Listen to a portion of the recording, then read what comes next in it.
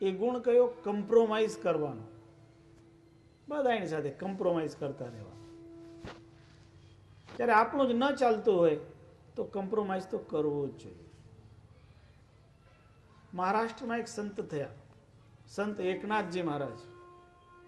એ શ્રીમદ ભાગવત ગ્રંથનો લેખન કાર્ય કરતા હતા અને પછી એમને એક ભાવાર્થ રામાયણ નામનો પણ ગ્રંથ લખ્યો. તો જ્યારે એ ગ્રંથ લખતા હતા ત્યારે એમને મળવા માટે એક જુવાન ત્યાં પધાર્યો અને એમને કહે છે, ગુરુજી, હું આપણો આશીર્વાદ લેવા માટે આવ્યો છું. આપણો આશીર્વાદ જોઈએ, કારણ અમારું જીવન બહુ દુઃખી છે. ત્યારે એકનાથજી મહારાજે કહ્યું કે શું કામ દુઃખી છે? કે મારી ઘરવાળી સાથે કાયમ ઝઘડો થાય છે. તો કંઈક કાયમ ઝઘડો થાય છે ઘરવાળી સાથે? કે હા, એ કંઈ બોલે ને હું કંઈ બોલું ને પછી ઝઘડો થઈ જાય. તો આપ કંઈક આશીર્વાદ આપો કે અમારા ઘરે ઝઘડો ન થાય, શાંતિ રહે.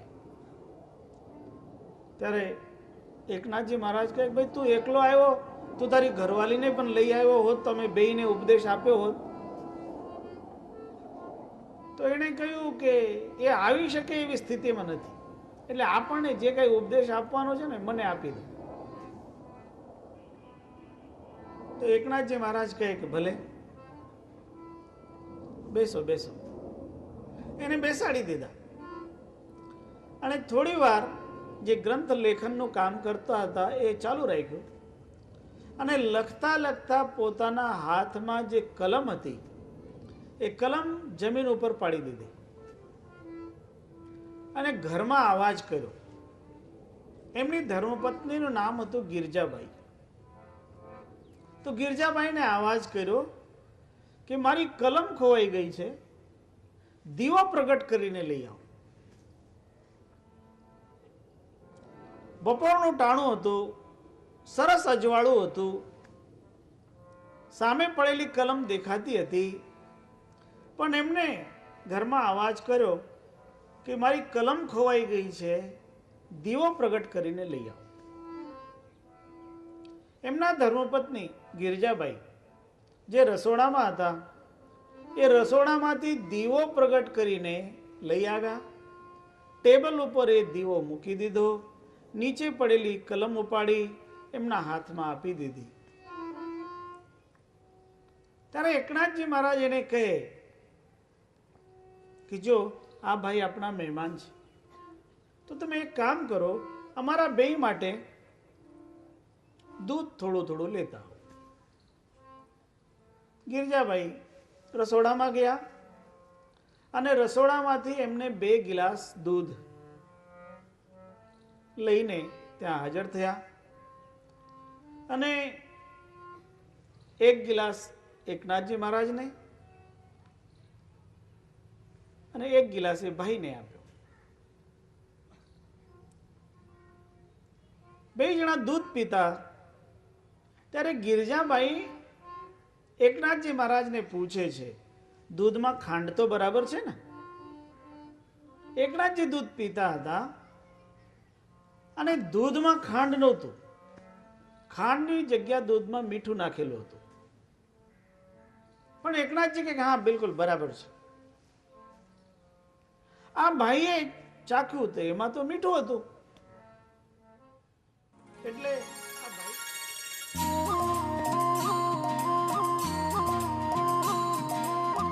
તમે જ્યારે તમારા જીવનમાં એવી રીતે કોમ્પ્રોમાઇઝ કરીને એકબીજાની ભૂલને સાચવી લેજો તો તમારું જીવન પણ સુખથી ભરપૂર રહેશે.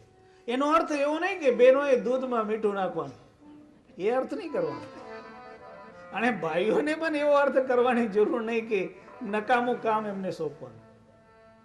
પણ જીવનમાં કોમ્પ્રોમાઇઝ કરતા તો આવડવું જ જોઈએ.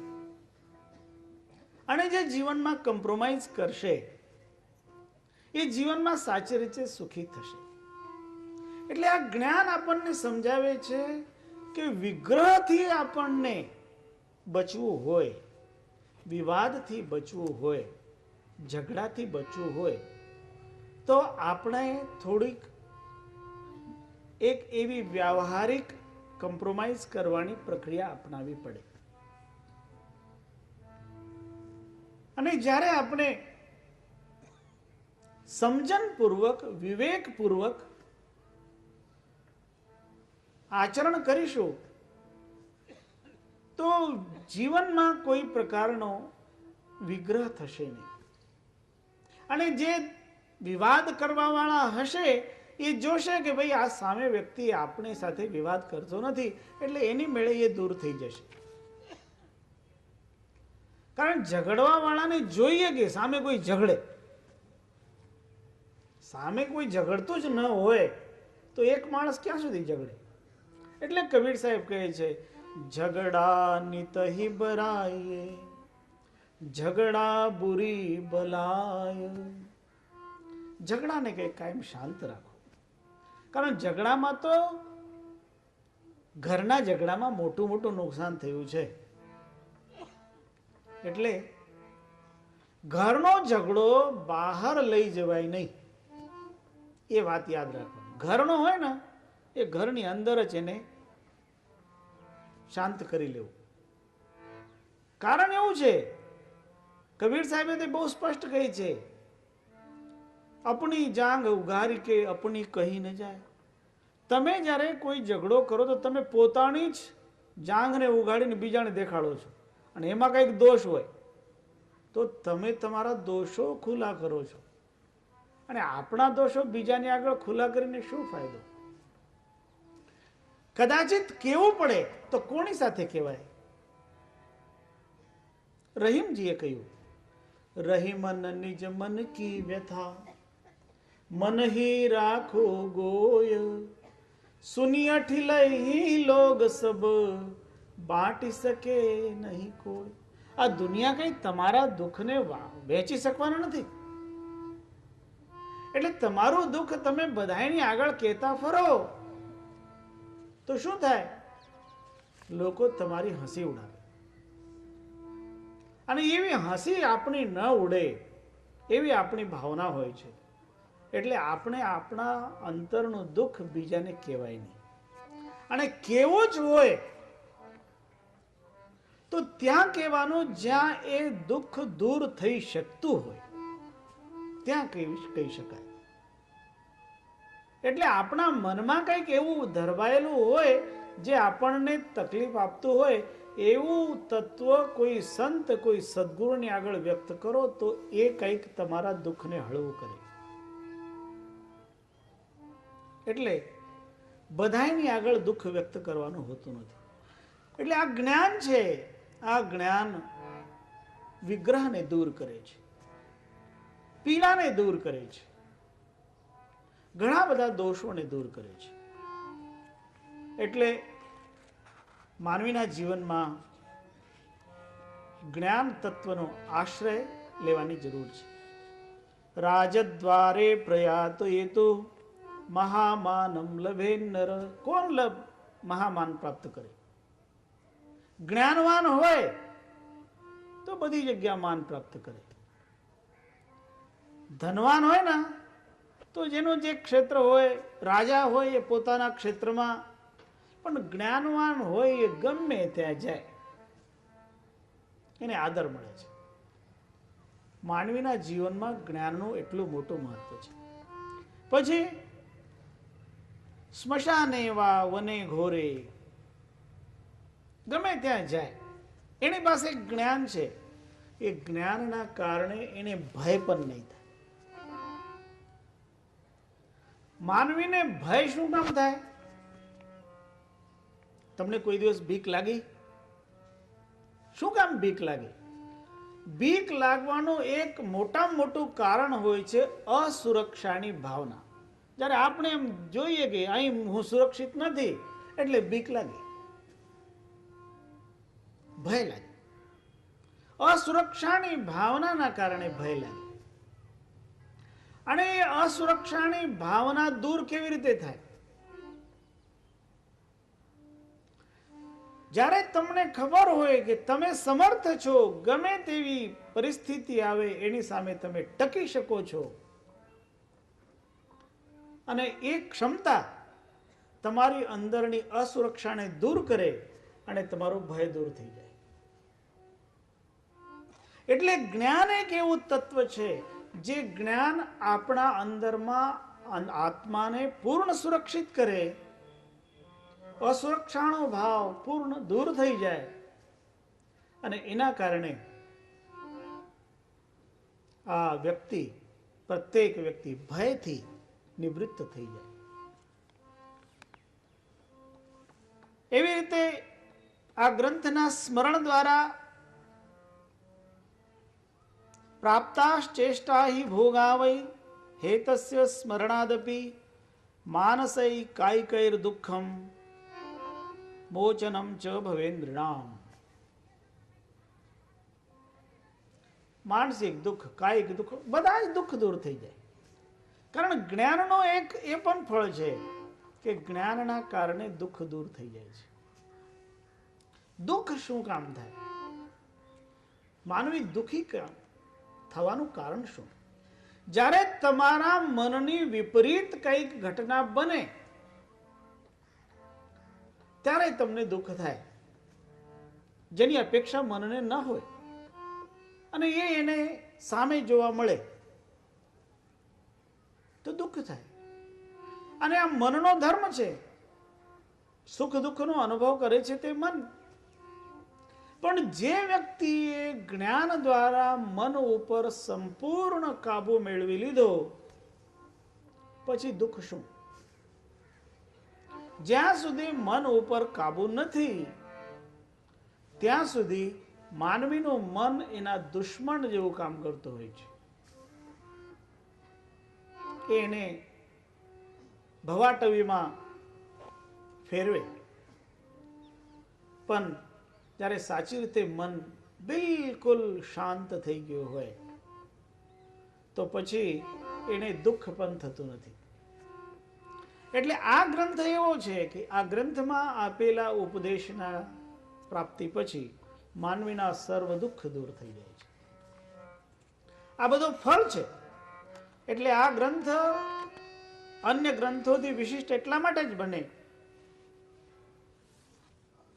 શુચિસ્થાને પ્રતિષ્ઠાપ્ય મનોરુદ્ધ્વા જપંતીએ રિદ્ધિમ સિદ્ધિમ તથા શ્રેયશ્ચાવશ્યમ પ્રાપ્નુવંતિ વૈ.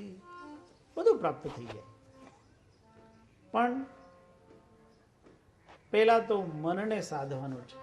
આપણે કેવી રીતે મનને સાધવાના એ બધી પ્રક્રિયા આ ધર્મગ્રંથ શીખડાવે છે. અને એ બધી જ પ્રક્રિયાનો આપણે વ્યાવહારિક રૂપાંતરણ, સાચી રીતે કેવી રીતે તમે મન ઉપર કંટ્રોલ કરી શકો છો, એ બધું આ ગ્રંથમાં જે પ્રક્રિયા દ્વારા સમજાયું છે. જે માત્ર વાંચવાથી નહીં પણ એની અંદરનો જે ભાવ જે છે એ ભાવ આ કથામાં વ્યક્ત કરવાની અમારી કોશિશ છે. અમારો હેતુ એવો હતો સાચી રીતે કે આજે જે આપણે અહીં કથાનું આયોજન કરી રહ્યા છે, આ કથા માત્ર વિણેલા લોકો માટે, જે સાચી રીતે એનો મર્મ સમજવાની ભાવના રાખતા હોય એમના માટે. કારણ કથાઓ તો ઘણી થતી હોય, પણ જે મર્મ છે એ મર્મ જાણીને એને કરવાનું કેવી રીતે, માત્ર જાણવાનું નહીં. કારણ તમે જાણો પણ તમે તમારા આચરણમાં એ ઉતારી ન શકતા હોય તો એ જાણવાનું આપણું નકામું થઈ જતું હોય.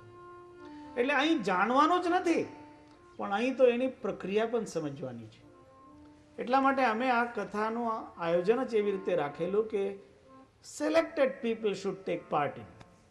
આમાં તો વિણેલા લોકો જેને ખાસ રસ છે, જે સાર શબ્દની સાધના છે, જે મનોનિગ્રહની એક વિશિષ્ટ પ્રક્રિયા છે, એ પ્રક્રિયાને સમજવા માટે તે લાભ આ ધર્મગ્રંથના વ્યવસ્થિત સમજણ દ્વારા થાય છે. એટલે આપણે 7 દિવસ એ તત્વનું ચિંતન કરવા માટે અહીં ભેગા થયા છીએ. એટલે મારે ખાસ એક આગ્રહ બધાને કહેવાનું છે. એક તો અહીં જેટલા લોકો શ્રવણ માટે આવે એમને અહીં મંચ સુધી આવવાની આવશ્યકતા નથી. જે આવ્યા હોય પાછળ જ બેસી જાઓ, એકબીજાને કોઈને ડિસ્ટર્બ કરતા નહીં. કારણ અમારે અહીં તમને માત્ર શ્રવણ જ નથી કરાવવું, પણ તમારી પાસેથી સાધના પણ કરાવવી છે. અને આ બિલકુલ સહજ સાધના છે. આ સાધનામાં કોઈ પ્રકારના તમારે આસન પ્રાણાયામ કરવાના નથી. કારણ અષ્ટાંગ યોગ એક બીજો ભાગ છે અને સહજ યોગ એક બીજો ભાગ છે. તો સદગુરુ કબીર સાહેબનો મુખ્ય ભાર સહજ યોગ ઉપર છે.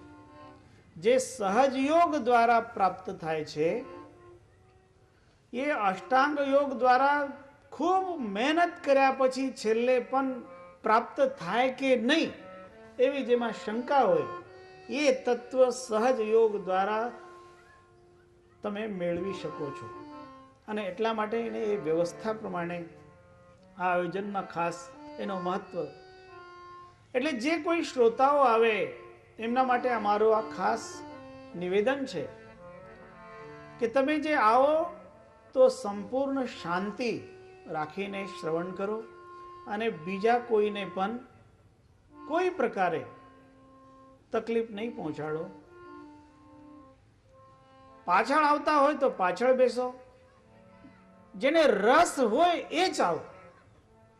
જેને રસ નથી એને અમારે અહીં સંભળાવવાની પણ કઈ આવશ્યકતા નથી. કારણ આ જ્ઞાનનો વિષય છે અને આ તો જીવનમાં ધારણ કરવાનો છે. એટલા માટે આ શ્રીમદ બ્રહ્મ નિરૂપણનું જ્ઞાન યજ્ઞ છે. તો આ જ્ઞાન યજ્ઞની અંતર્ગત જે આપણે આ વિવેચન લઈ રહ્યા છે એ સર્વપ્રથમ આ ગ્રંથના શ્રવણનો લાભ. ઇદમ સ્તોત્રમ પરમ શ્રેષ્ઠમ